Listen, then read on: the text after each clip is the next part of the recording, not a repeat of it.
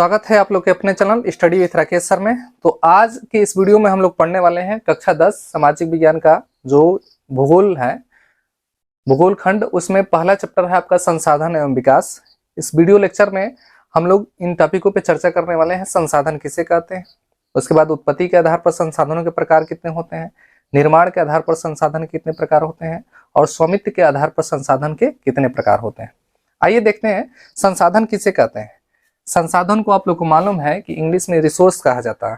देखिए, जो मानव है, मानव यानी मनुष्य अपनी जीवन की जो मूलभूत आवश्यकताएं हैं, यानी अपने जीवन की जो भी आवश्यकताएं हैं, जैसे आप सुबह से लेकर शाम तक रात में जब भी अपना पूरा आप 24 घंटा एक दिन व्यतीत करते होंगे, तो कई सारी जो वस्तुएं हैं, कई सारी जो चीजें हैं, वो इम्पोर्टेंट रोल अदा करती है, महत्वपूर्ण रोल निभाती है हमारे जीवन को यापन कराने में।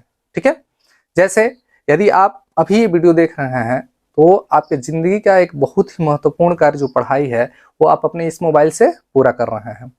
तो इसी प्रकार जैसे आपको कहीं एक जगह से दूसरी जगह जाना है तो उसमें आप किसी न किसी वाहन का प्रयोग करते हैं, कोई ना कोई साधन का प्रयोग करते हैं। अगर मान लीजिए आप बाइक से जा रहे हैं तो बाइक में पेट्रोल डाला जाता है और पेट्रोल भी एक प्रकार का संसाधन है, यानी वो हमारी आवश्यकताओं की पूर्ति करता है। तो संसाधन का यदि सामान्य परिभाषा दिया जाए तो कहा जाता है कि मनुष्य को अपने जीवन का यापन करने के लिए जिन जिन भौतिक वस्तुओं का, यानी जिन वस्तुओं का आवश्यकता होता है उन्हें हम क्या कहते हैं, संसाधन कहते हैं। अब संसाधन का महत्व बहुत ज्यादा है।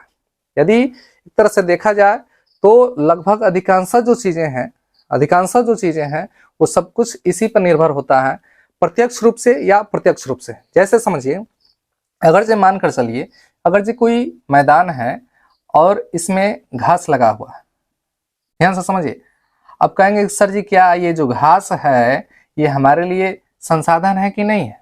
देखिए, तो हुआ ये कि अलग मैटर है कि घास से हमको अभी फायदा नहीं हो रहा है, प्रत्यक्ष रूप से हमको कोई फायदा नहीं है, लेकिन यदि इस घास को कोई गाय या भैंस इससे अपना भोजन बना रही है तो ये तो जी रही है, उससे इसका तो जीवन यापन हो रहा है। अब इससे होता क्या है कि जब ये दूध देती है तो उससे आपका जीवन यापन होता है। तो कहीं ना कहीं हम प्रत्येक वस्तुओं से जुड़े हुए हैं और ये सारी चीजें जो हैं वो संसाधन कहलाती है। अब संसाधन में क्या क्या आता है, तो संसाधन देखिए जितना चीज है, जैसे जल हो गया, सौर ऊर्जा हो गया, आपका पवन हो गया, पहाड़ हो गया, खनिज हो गया, ये आपका जितने मिट्टी हो गया, ये सब संसाधन में आते हैं। तो संसाधन के अगर जो प्रकार देखा जाए तो संसाधन के मुख्य रूप से दो प्रकार होते हैं। एक तो हो गया मानव निर्मित संसाधन और एक होता है आपका कृत्रिम संसाधन। आइए देखते हैं इसको।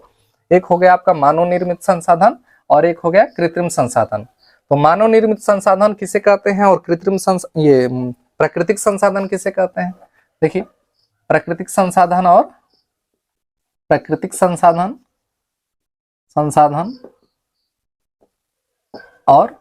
मानव निर्मित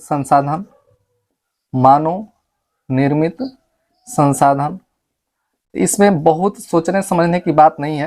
प्राकृतिक संसाधन का परिभाषा यदि देना चाहते हैं तो आप कह देंगे कि वैसे संसाधन, ध्यान से समझिएगा, वैसे संसाधन जिसका निर्माण प्रकृति के द्वारा हुआ है, यानी जो प्रकृति के द्वारा निर्मित है। अब जल को तो आपने बनाया नहीं है, जल को आपने नहीं बनाया, हवा को आपने नहीं बनाया, खनिज पदार्थों को आपने नहीं बनाया है, पेट्रोलियम हम लोगों ने नहीं बनाया है, तो वो सब प्राकृतिक संसाधन है जिसका निर्माण प्रकृति के द्वारा होता है। ठीक है ना। तो प्राकृतिक संसाधन, वे संसाधन जिसका निर्माण प्रकृति के द्वारा हुआ है उसे हम प्राकृतिक संसाधन कहेंगे।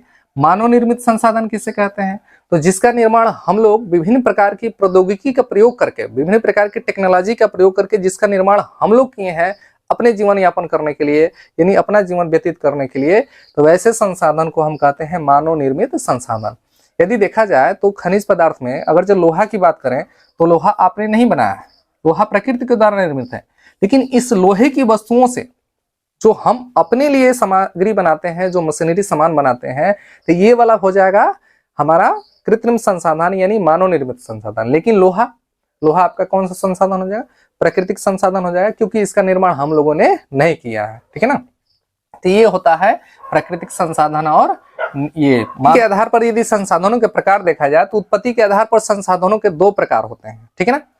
हम लोग तो पढ़े हैं कि संसाधन को दो वर्गों में पहले बांटा गया। एक हो गया प्राकृतिक संसाधन, जिसका निर्माण प्रकृति के द्वारा हुआ है। एक संसाधन हो गया कृत्रिम मानव निर्मित संसाधन, जिसका निर्माण हम लोग विभिन्न प्रकार के टेक्नोलॉजी का प्रयोग करके किए हैं, प्रौद्योगिकी का प्रयोग करके किए हैं। उत्पत्ति के आधार पर जो संसाधनों के प्रकार है वो है आपके दो, याद रखिएगा, दो प्रकार है। जितनी सारी वस्तुएं हैं आपको नामकरण करना है तो नामकरण कर दीजिए, नाम लिख लीजिए।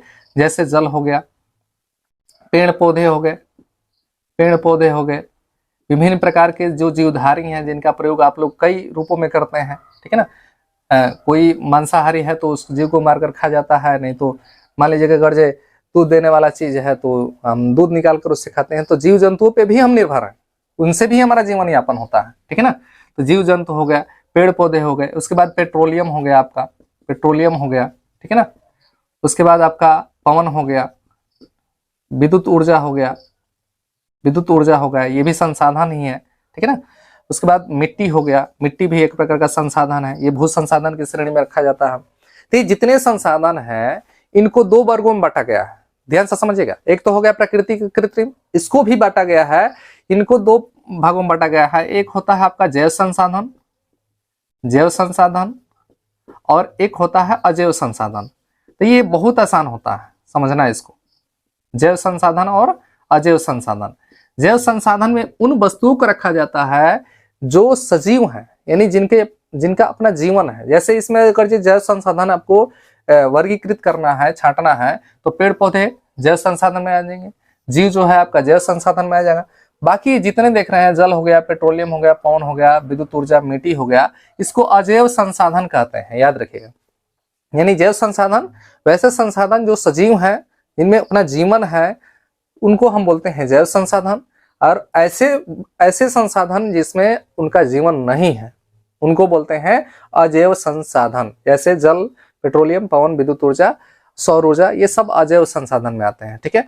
यदि आप चाहते हैं कि ये वीडियो कंप्लीट रूप से आए तो प्लीज चैनल को सब्सक्राइब कीजिए, इसे अधिक से अधिक शेयर कीजिए और कमेंट करके बताइए कि हम लोग रेगुलर क्लास से आते हैं तो मैं इसका दूसरा पार्ट जरूर लेकर आऊंगा।